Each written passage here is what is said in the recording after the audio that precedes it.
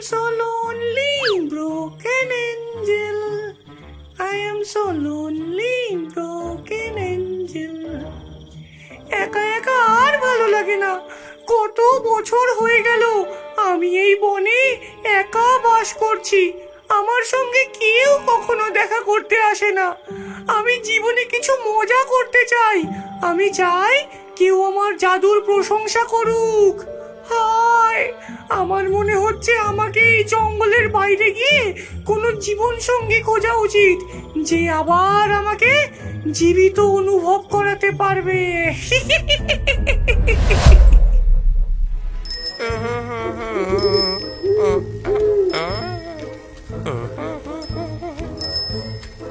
মানুষ,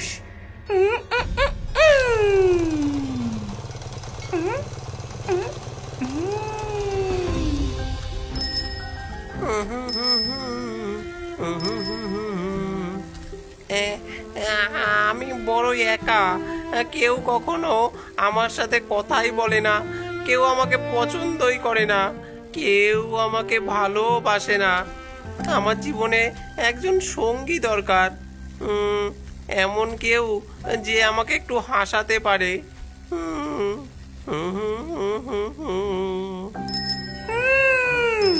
এই তো আমি আমার নতুন বন্ধু পেয়ে গেছি।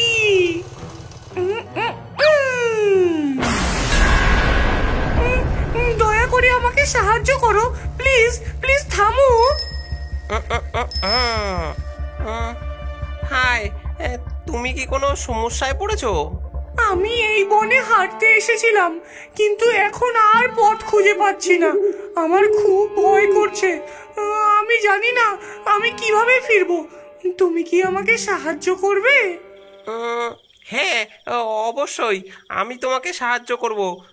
তুমি কোথায় যেতে চাও? জানি না। তুমি কি আমাকে তোমার সঙ্গে নিয়ে যেতে পারবে? হ্যাঁ, অবশ্যই। আমি আমার গ্রামের বাড়িতে যাচ্ছি। তোমাকে অনেক ধন্যবাদ। তুমি অনেক সুন্দর আর সুস্বাদু।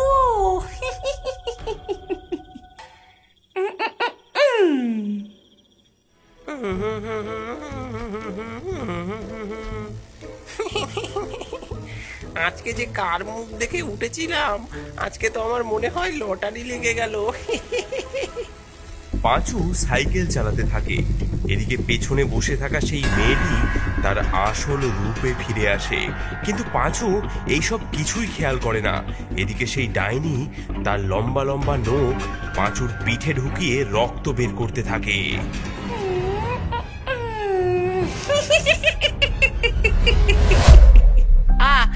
উফ, তুমি কি করছো?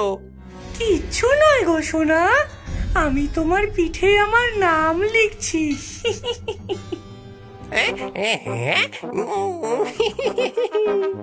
পাঁচু নতুন বন্ধু পেয়ে এত আনন্দে থাকে যে তার কোনো ব্যথাই অনুভব হয় না। তো তুমি খুব মিষ্টি, তুমি খুব কিউট। আর তোমার রক্ত খেতে খুব মিষ্টি। এরই মধ্যে পাঁচু সাইকেল চালাতে চালাতে তাদের গ্রামে প্রবেশ করে। পাঁচুর সাইকেলে একজন ডাইনিকে বসে থাকতে দেখে গ্রামবাসীরা ভয়ে এদিক ওদিক পালিয়ে যায়। আরে আরে ওই দেখো একটা ডাইনি। আরে আরে ওটা একটা জাদুকরি শয়তান। আরে পালাও পালাও পালাও। আরে আরে পালাও পালাও, নিজের প্রাণ বাঁচিয়ে পালাও। আরে ওঝা ডাকো, পুরোহিত ডাকো, তান্ত্রিক ডাকো। আরে পালাও পালাও, ও যে একটা ডাইনি। এই এই লোকগুলো এমন ভাবে পালিয়ে যাচ্ছে কেন? ওদিকে তুমি কান দিও না। আমার মতো সুন্দরী তোমার সাইকেলে বসেছে বলে ওদের খুব হিংসে হচ্ছে। আমাদের কাছে যা আছে ওদের কাছে তো তা নেই। আমাদের কাছে কি আছে? আমাদের কাছে আছে আমাদের ভালোবাসা। তাই নাকি? ডাইনির ইশারা পাঁচু ভালো মতোই বুঝতে পারে। পাঁচু তার বাড়িতে আসতেই সেই ডাইনি আবার মেয়ের রূপ ধারণ করে ফেলে। শোনো, আমি না তোমাকে বিয়ে করতে চাই। তুমি কি এতে রাজি? হ্যাঁ। ওরে বাপরে। ঠিক আছে, তুমি ঘরে গিয়ে বসো, আমি বিয়ের জিনিসপত্র কিনে আনছি, আজই আমরা বিয়ে করব। পাঁচু, আরে পাঁচু, তুই ঠিক আছিস তো ভাই? ওরে, তুই এ কাকে নিয়ে এসেছিস সাইকেল করে? ও যে একটা ডাইনি। হ্যাঁ, ডাইনি বলে কিছু হয় নাকি? এটা বল যে তুই আমাকে থেকে হিংসে করছিস। আজকে আমরা বিয়ে করব, বুঝলি? আমি চাচ্ছি জিনিসপত্র কিনতে। সেদিন রাতে পাঁচু ডাইনির সাথে বিয়ে করে নেয়, কিন্তু পাঁচু এখনো জানে না যে ওই ঘোমটার আড়ালে লুকিয়ে আছে এক ডাইনি। মাঝরাত, পাঁচু তার নতুন বউকে পেয়ে সুখের স্বপ্নে বিভোর। তার নাক ডাকার শব্দে ঘর ভরে উঠেছে, কিন্তু তার পাশে শুয়ে থাকা সুন্দর বউয়ের শরীরটা ধীরে ধীরে বদলে যেতে লাগলো। কি বোকা মানুষ রে, ভালোবাসার নেশায় কেমন অচেতন হয়ে পড়ে আছে দেখো। আহা, আমার সোনা স্বামী। ডাইনি ধীরে ধীরে পাঁচুর পায়ের কাছে সরে যায়। তার লম্বা জিভটা দিয়ে সে তার পাটাকে চাটতে থাকে। কিন্তু ভালোবাসা দিয়ে তো আমার খিদে মিটবে না, আমার শক্তি বাড়াতে খাবার চাই।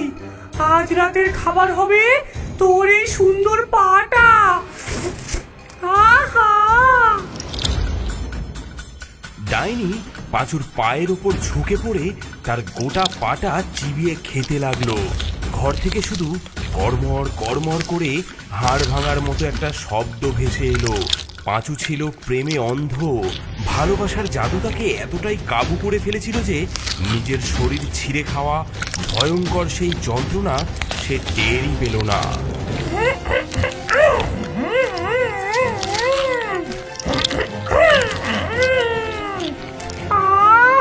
কি মিষ্টি, কি সুস্বাদু, আমার ভালোবাসার প্রথম উপহার।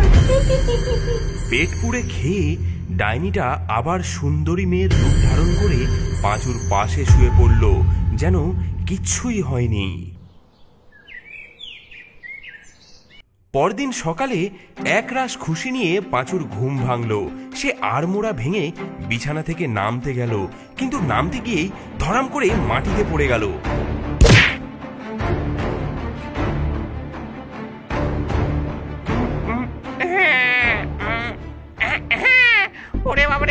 ওরে বাবরে, কি হলো? এটা কি? পাঁচু মাটিতে বসে নিজের শরীরের দিকে তাকালো এবং দেখলো তার ডান পাটা নেই। গোড়ালি থেকে হাঁটু পর্যন্ত পুরো অংশটাই উধাও, যেন কেউ নিখুঁতভাবে কেটে নিয়েছে। কি হলো গো, এমন করে পড়ে গেলে কেন? লাগেনি তো? আমার পা, আমার একটা পা কোথায় গেল? ও, এই ব্যাপার। আমি তো ভুলেই গিয়েছিলাম বলতে। কি ব্যাপার? কাল রাতে তুমি যখন ঘুমাচ্ছিলে, আমি দেখলাম তোমার ওই পাটা শীতে বড্ড কাঁপছিল। তাই আমি ওটাকে আলতো করে খুলে আমার একটা বাক্সে ভরে রেখেছি। ওখানে ওটা খুব যত্নে থাকবে, একেবারে সুরক্ষিত। ও তাই বলো, আমি তো ভাবলাম কি না কি হয়ে গেল। তুমি আমার কি ভীষণ খেয়াল রাখো গো। সত্যি, তোমার মতো বউ পাওয়া তো ভাগ্যের ব্যাপার। তোমার যত্ন নেওয়াই তো আমার কাজ। আমার এমন মিষ্টি বউয়ের জন্য তো কিছু করতে হয়। তুমি বসো, আমি এক্ষুনি বাজার থেকে তোমার জন্য সবচেয়ে সেরা মাছটা কিনে আনি। পাঁচু প্রেমে এতই অন্ধ হয়েছিল যে সেই ডাইনির অবিশ্বাস্য কথা বিশ্বাস করে নিল এবং ঘরের কোণে পড়ে থাকা একটা লাঠিকে ক্রাচের মতো ব্যবহার করে সে উঠে দাঁড়ালো। তারপর এক পায়ে লাফাতে লাফাতে বাজারের থলি হাতে নিয়ে গুনগুন করে গান গাইতে গাইতে বাড়ির বাইরে চলে গেল, যেন কিছুই হয়নি।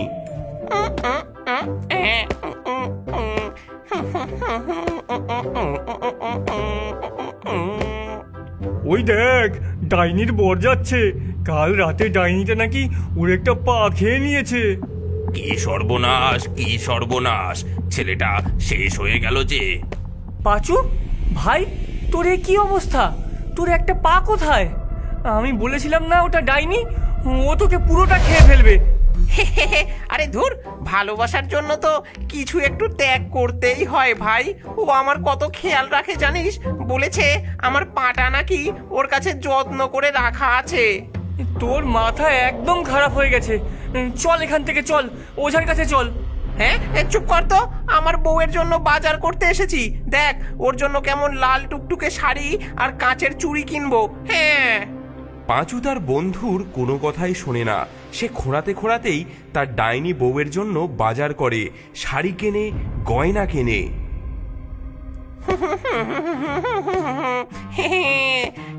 এই দেখো সোনা, তোমার জন্য কত কিছু এনেছি। তুমি আমার কত ভালো খেয়াল রাখো। আজ রাতে তোমাকে আমি একটা উপহার দেব। সেই রাতেও পাঁচু যখন ঘুমিয়ে পড়ে, ডাইনি তার আসল রূপে ফিরে আসে এবং পাঁচুর একটা হাত কামড় দিয়ে চিবিয়ে খেয়ে ফেলে। ভোরবেলা পাঁচুর ঘুম ভাঙে। হ্যাঁ, আরে আমার আরেকটা হাত কই গেল? ও ও, নিশ্চয়ই আমার সোনা বউ যত্ন করে রেখে দিয়েছে। প্রেমে পাগল পাঁচু তার একটা হাত আর একটা পা না থাকা সত্ত্বেও কোনো ব্যথাই অনুভব করে না। সে সেই অবস্থাতেই রাজমিস্ত্রির কাজে চলে যায়। আর মাত্র 2টো অমাবস্যা, তারপর ওর হৃৎপিণ্ডটা পেলে আমার শক্তি সম্পূর্ণ হবে। তখন এই পুরো গ্রামটা আমার হাতের মুঠোয় থাকবে।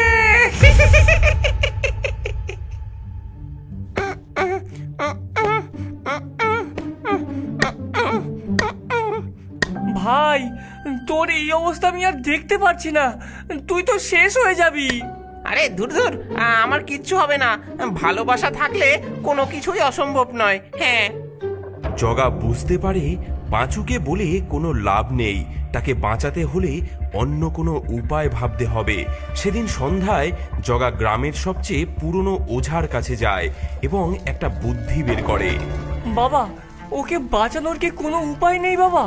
ও আমার চোখের সামনে শেষ হয়ে যাচ্ছে বাবা। উপায় একটা আছে। ডাইনির ধর্ম হলো লোভ, তার সেই লোভকেই অস্ত্র বানাতে হবে। হ্যাঁ, অস্ত্র? কিভাবে? পাঁচুর চেয়েও শক্তিশালী আর আকর্ষণীয় কাউকে ওই ডাইনির চোখের সামনে খাড়া কর, দেখবি ডাইনির নজর ঘুরতে বাধ্য।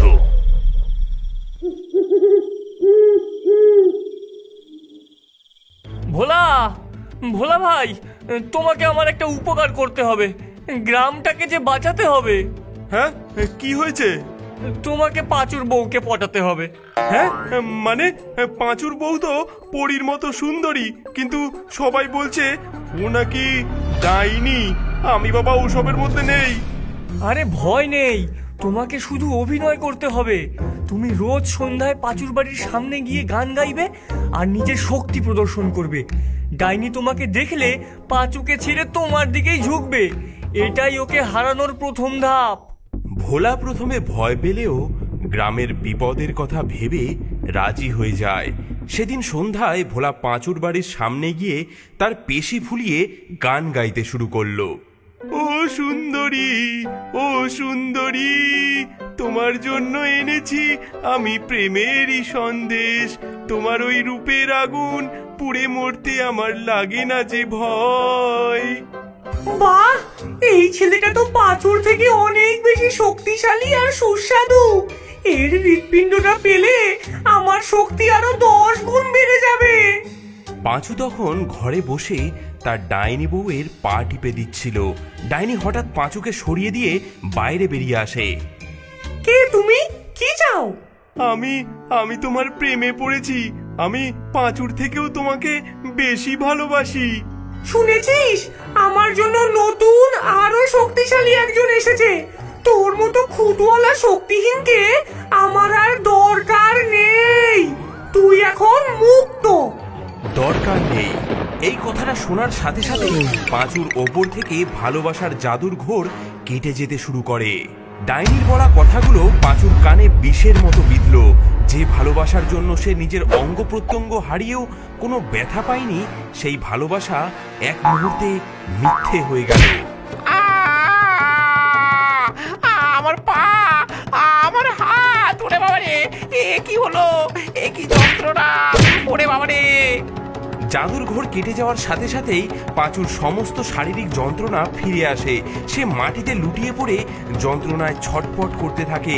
সে প্রথমবার তার ভয়ঙ্কর অবস্থাটা উপলব্ধি করতে পারে। তুই তুই একটা শয়তান! তুই আমার সাথে ছলনা করেছিস! হ্যাঁ, ওরে বাবারে! ওরে বাবারে!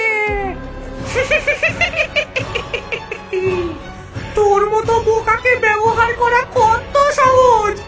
এখন আমার নতুন শিকার এই শক্তিশালী ছেলেটা। পাঁচু, আমি বলেছিলাম না? ঠিক আছে, শান্ত হ ভাই, শান্ত হ।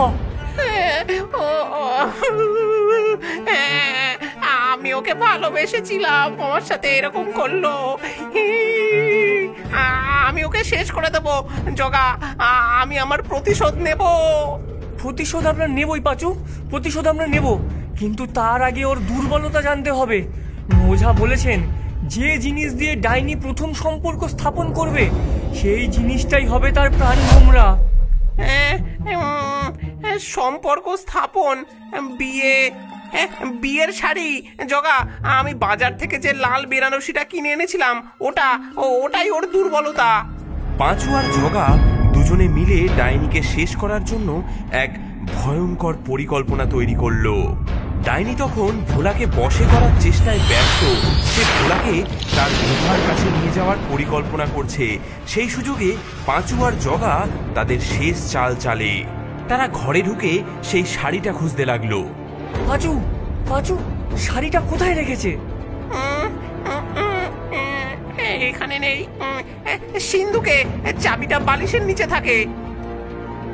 জগা সিন্ধুক খুলে সেই লাল টুকটুকে বেনারসি শাড়িটা বের করে আনে, কিন্তু শাড়িতে হাত দেওয়ার সাথে সাথেই ডাইনি ব্যাপারটা টের পেয়ে যায়। তোদের এত সাহস! আমার প্রাণ ভোমরায় হাত দিয়েছিস! আজ তোদের দুজনকেই আমি কাঁচা খেয়ে ফেলবো। সে ছুটে আসতে লাগলো জগার দিকে। ছাড়বো না আজকে তোদের আমি। জগা, জগা, ওই যে উঠোনে আগুন, শিগগির শাড়িটা আগুনে পুড়িয়ে দে। জগা এক মুহূর্ত দেরি না করে সে শাড়িটা নিয়ে দৌড়ে বাড়ির উঠোনে থাকা উনুনের জ্বলন্ত আগুনে ছুঁড়ে ফেলে দেয়।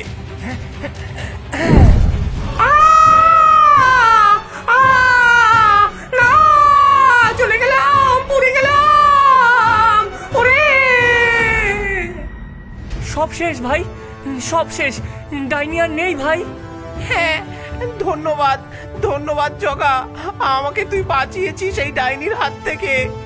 পাঁচু সেদিন তার কাল্পনিক প্রেমকে হারিয়েছিল, কিন্তু নিজের আসল জীবনে তার আসল বন্ধুকে ফিরে পেয়েছিল। গ্রামের মানুষ তাকে দেখে আর ভয় পায় না, বরং তার সাহসের প্রশংসা করে। পাঁচু বুঝেছিল অন্ধ ভালোবাসা মানুষকে ধ্বংস করে দেয়, কিন্তু সত্যিকারের বন্ধুত্ব মানুষকে নতুন করে বাঁচতে শেখায়।